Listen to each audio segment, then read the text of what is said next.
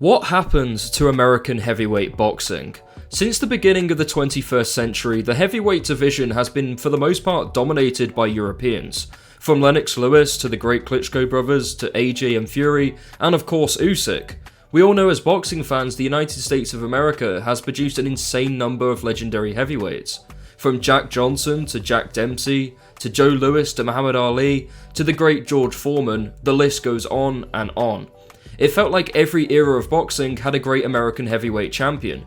However, those days of American dominance are long gone, so it begs the question, what happened?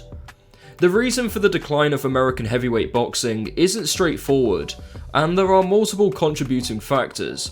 So in this video, I'm going to try break it all down the best I can, and hopefully answer this question. So let's discuss the first factor, which is competition from other sports.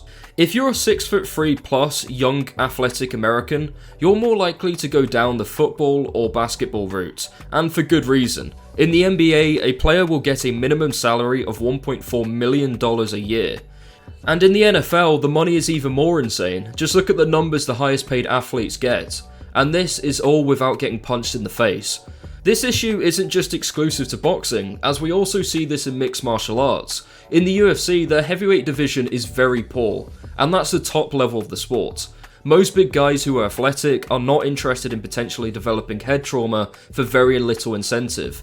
It's high risk and low reward. With the competition of other sports, it also means there's less interest in boxing from a fan perspective. We've seen over the years boxing become much more niche in the US compared to what it was like in the 90s. And that coincides with the rise of mixed martial arts, more specifically the UFC. Remember when Canelo, the biggest star in the sport, had to wait for the main event of a UFC card to finish? That was when it became clear to me that there's been a huge shift in fan interest. Also, due to the increase in popularity of mixed martial arts in the US, it means there's an even smaller talent pool for heavyweights, as a lot of guys who would have previously gone into boxing have now decided to go into MMA. Moving on to the next point, and that's accessibility.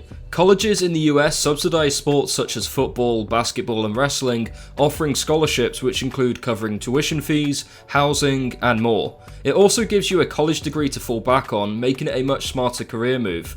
There just isn't anything like that in boxing. It doesn't have a clear and structured path for young people to follow, and also worth noting is a lot of parents would rather their children not pursue boxing anyway due to the health risks.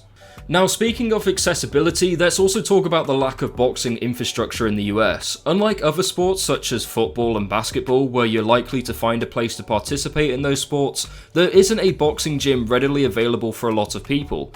The US is a giant country, and some will find themselves having to travel a considerable distance to reach a half-decent gym. Even if you do find a gym, a lot of them lack a top-quality trainer too. So even if you wanted to become a boxer, you'd find it hard to get the necessary knowledge needed to progress and become a good amateur or professional. This also leads me to my other point about exposure to the sport. For example, in the UK, we have football pitches on every inch of this island, so naturally many young kids decide to play football essentially the day they can walk.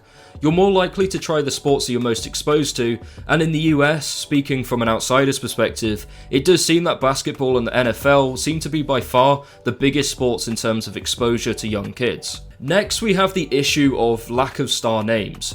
For a while now, the US has lacked a heavyweight that captured the public's imagination. Guys like George Foreman, Ali, Tyson were cultural icons in the US, and their popularity no doubt inspired many other young Americans to take up the sport.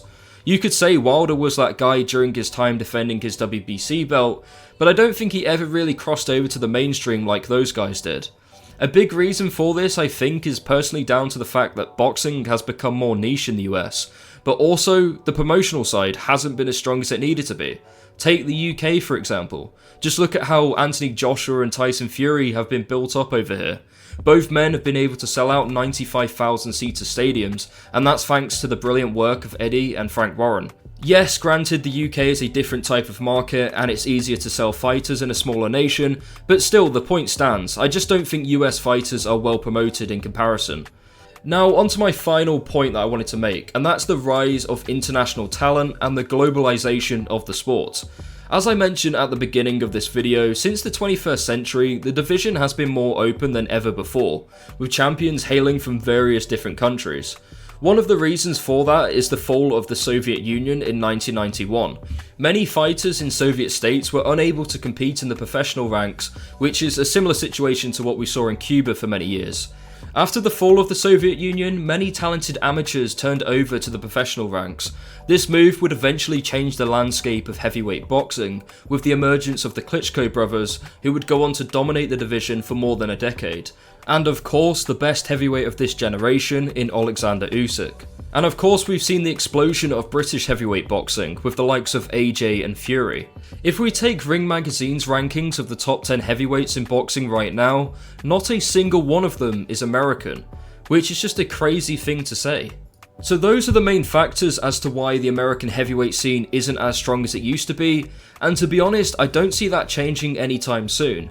Which leads me nicely on to the current state of American heavyweights. America's last champion, Deontay Wilder, is essentially finished at the top level of the sport, having been destroyed by both Zhang and Parker, and considering he's nearly 40, I don't think he'll be around for much longer.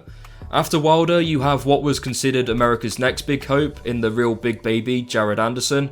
Now, I don't want to write off Anderson too early because he is only 25 years old, but he was recently demolished by Bakole last year, and his overall attitude to the sport makes me never believe he'll be a champion. He doesn't seem to have the hunger, despite having the natural ability. There is also Richard Torres Jr., who recently got a solid win against Italian heavyweight Guido Vianello. For me, right now, there's just too many unknowns to really assess Torres' chances of becoming a future champion. I feel like he'll develop into a decent contender who's involved in some fun fights, but never quite reaches the top level. But like I said, he's still early on in his career, and I just haven't seen enough to really gauge where he's at. So both Anderson, Torres and Wilder aren't anywhere close to challenging the top level guys. So who else is there? Well, there's Andy Ruiz, but his career has been a total mess since his historic win against AJ. He's basically had one fight every other year, and just wasted his potential. Speaking of wasting your potential, let's talk about Michael Hunter, who many, including myself, thought he could be the dark horse of the division a few years ago.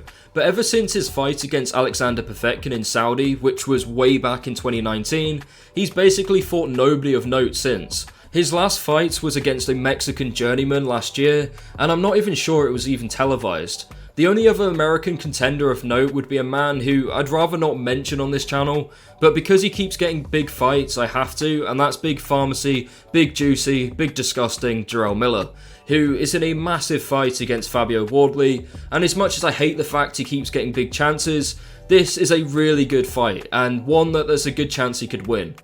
And if he does win, then he's not too far away from potentially getting a shot at a world title. You could argue that Miller is probably the most relevant American heavyweight right now, considering he's the only one who has an important fight in the division in the near future. Whatever you make of the current crop of American heavyweights, I think we can all agree it's a far cry from the American heavyweights of the 70s and 80s. So let me know in the comments below what you make of American heavyweight boxing in 2025. Why do you think it's declined so much? And if there's anything you felt I missed out in this video, then please comment below. I'd be interested to know from an American perspective as well what you make of your heavyweight scene. As always, thanks very much for watching.